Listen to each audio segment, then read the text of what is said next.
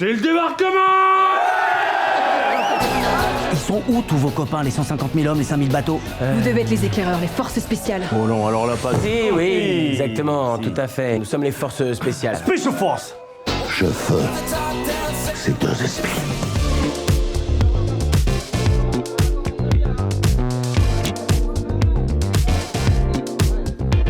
Ça y est, le jour J est arrivé. Ah, Kev Adams, avec Marie Parizeau, avec Jarry, avec Chantal Latsou. Quelle équipe, ce film de Claude Zidi Junior. Mais Kev, il faut arriver avant l'événement, mais c'est un film historique, mais pas évident d'être là au bon moment. Hein. Ah, c'est ça, c'est tout le principe du film. Hein. L'histoire est très simple, c'est deux soldats qui débarquent le mauvais jour en Normandie. On parle souvent du D-Day, d'ailleurs, le 6 juin 44, qui est devenu une date évidemment historique et qui est pleine de sens, pleine d'histoire aujourd'hui. Et l'idée du film est assez simple en réalité. Hein. Le réalisateur Claude Zidi Junior a eu cette idée. Il s'est dit, mais qu'est-ce qui se passerait s'il y en avait deux qui s'étaient trompés de jour, quoi. Et c'est précisément ce qui va se passer. Ah non, mais c'est un film. Non, que je dis, c'est vrai que c'est un film historique. On est au cœur de l'histoire, là. Ils font l'histoire, tous les deux, là, avec Brahim. Hein, ils font l'histoire. Ils font l'histoire et en plus il y a plein de points dans le film qui sont véridiques, par exemple la base factice, même Jean-Jacques le pigeon, pour ceux qui le verront, du coup c'est vraiment, ils ont vraiment existé, les pigeons qui envoyaient les messages entre Londres et les résistants. Jean-Jacques a existé. Jean-Jacques existait, le vrai Jean-Jacques. On travaille sur un spin-off sur la vie de Jean-Jacques. Donc oui, historique et véridique. Oui, le commandant nazi, comment il s'appelle déjà Karcher, ouais, il a existé aussi. Hein. C'est une reconstitution historique, Chantal. Hein. Oui, parce elle a existé aussi, la mère. Bien sûr, moi j'ai existé. Il y a des scènes. Chantal a existé. Chantal dévoile tout dans ce film. Oui, c'est vrai. Et plus encore. Plus encore. Et ça existait puisque Stéphane Bern parle au début quand même. Ça prouve que c'est quand même historique. Quand Stéphane Bern... Allez, bonne soirée. Quand Stéphane Bern parle, c'est toujours de l'histoire. Ouais. Jarry, il a existé. Oui, mon personnage, il a existé. Malheureusement, ce chef SS impitoyable et malheureusement, oui, il a existé. C'était assez jouissif à jouer, en tout cas. Ah ouais, je vais vous dire un truc, quand je suis arrivé sur le tournage, je ne l'avais pas reconnu. Ah oui, tu l'as pris pour un chef SS? Oui, complètement. Je disais, c'est marrant cet acteur, je ne le connais pas. Et on m'a dit, mais c'est Jarry, c'est pas vrai. C'était méconnaissable. C'est vrai, elle m'a pas reconnu. C'est quoi? On va voir les images de jour J. Tiens, regarde, de Claude Zidi Junior, regardez.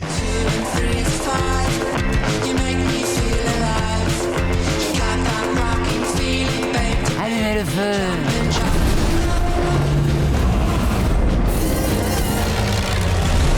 J'aurais bien aimé neutraliser au moins un soldat allemand. Ça faisait la classe pour Margot. Je crois que j'ai une idée, Zarkawi. Non. Non, lieutenant, je vous suis pas. À partir de maintenant, vous êtes le soldat Zerkaï. Zerkaï. Parfait. Je peux aller la Kampf Zerkaï. Oui, c'est ça. Oui. Excusez-moi pas, là. Quand même. Il y a tout dans ce film, Kev. Il y a des scènes trépidantes, il y a des reconstitutions historiques, il y a des scènes d'amour absolument renversantes. Il y a du sexe. Sexe avec Chantal Latsou, c'est pas tous les jours. Hein. Ça, c'est pas tous les jours. Il y a du sexe. Une scène de sexe avec une fourche. Ouais, j'ai adoré cette scène. J'ai pas vu la fourche. Ah non, mais elle est... C'est dur à jouer, ça, non C'était intense. On était c'est bien la connaître, tu veux pas dire. Pour moi, c'était facile. Rester bloqué. Non, parce que Marie vient de films érotiques, faut le préciser. Voilà, donc un peu de l'habitude finalement. Oui. Non, c'était resté collé à Brahim très longtemps. Oui, en fait, on était vraiment collés avec une fourche. Ça a duré des heures. Oui, ça nous a rapprochés. Ouais, non, c'était long, il faisait chaud, non, puis et ça a été un peu coupé, mais il y avait normalement la fourche durait plus longtemps, il y avait encore plus de protagonistes, donc sacré moment. Et là-dessus arrive un curé qui d'un coup là, il faut pas raconter. Hein, mais... on va tout spoil. On va pas raconter. Chantal. Il y a effectivement un curé qui arrive.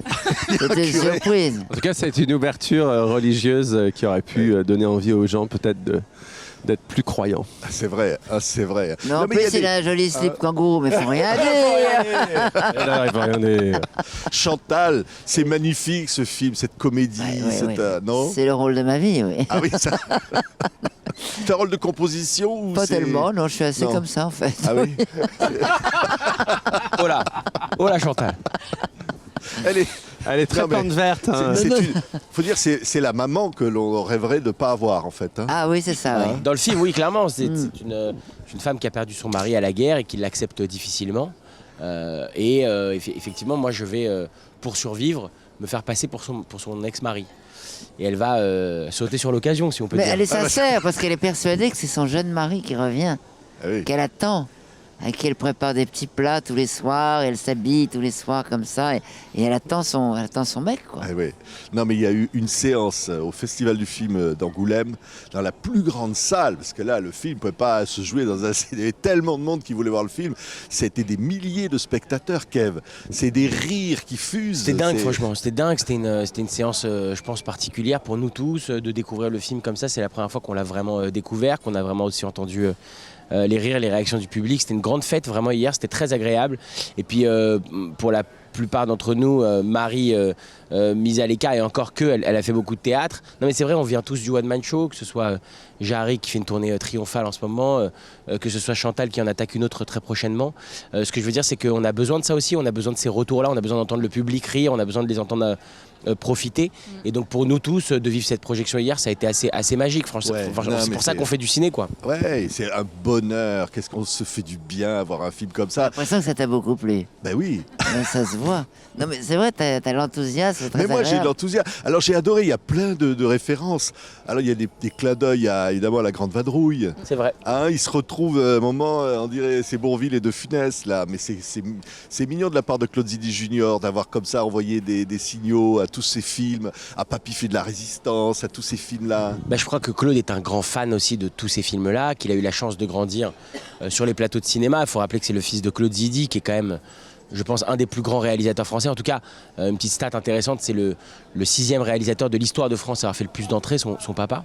Et donc, je crois que il a été baigné là-dedans, il a grandi là-dedans, dans ces grandes comédies populaires qui réunissent les Français et parfois effectivement aussi des comédies historiques.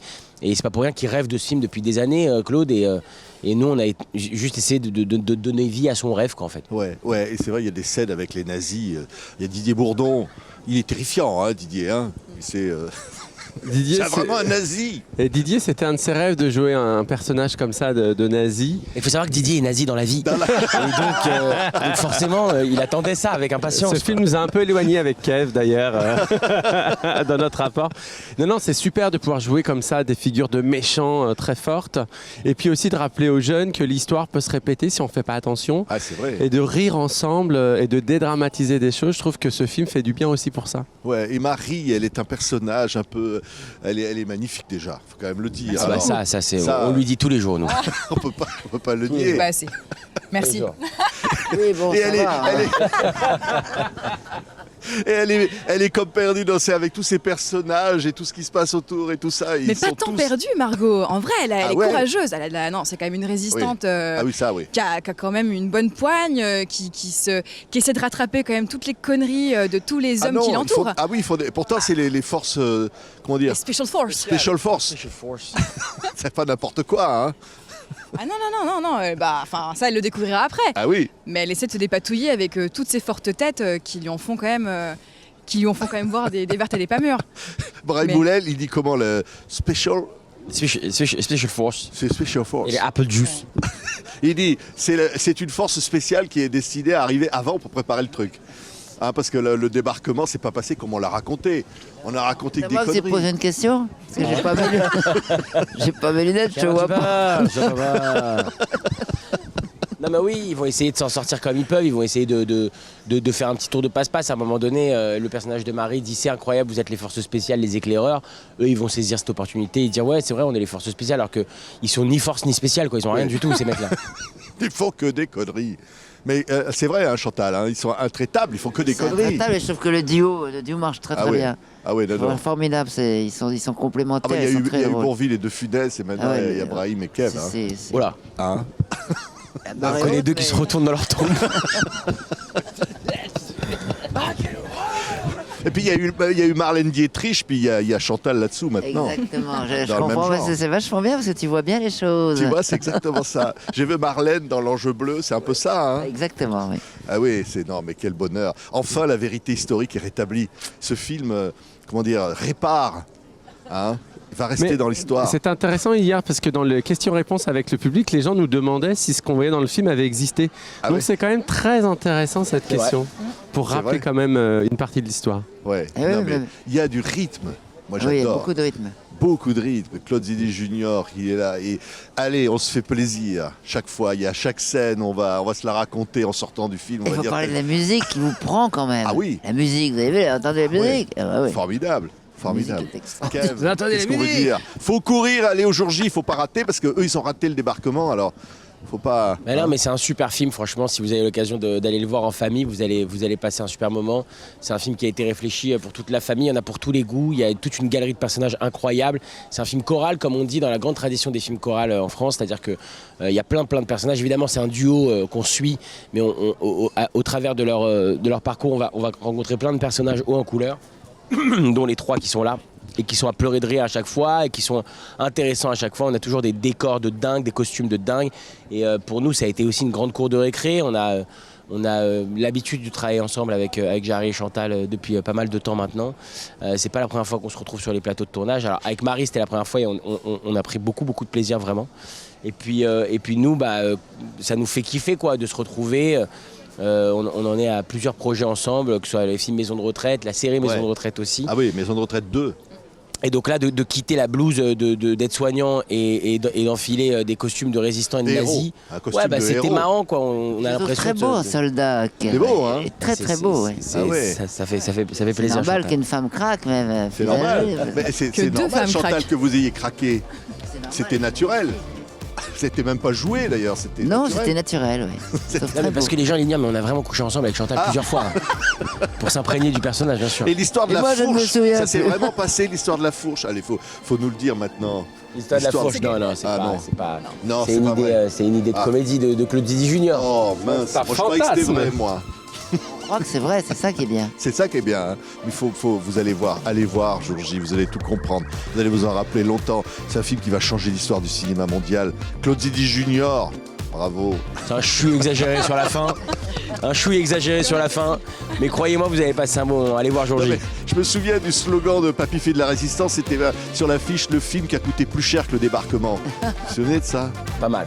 C'est pas mal, ouais. Merci. Allez, jour J. Merci. Claude Zidi Junior. Merci à tous. Merci à toi.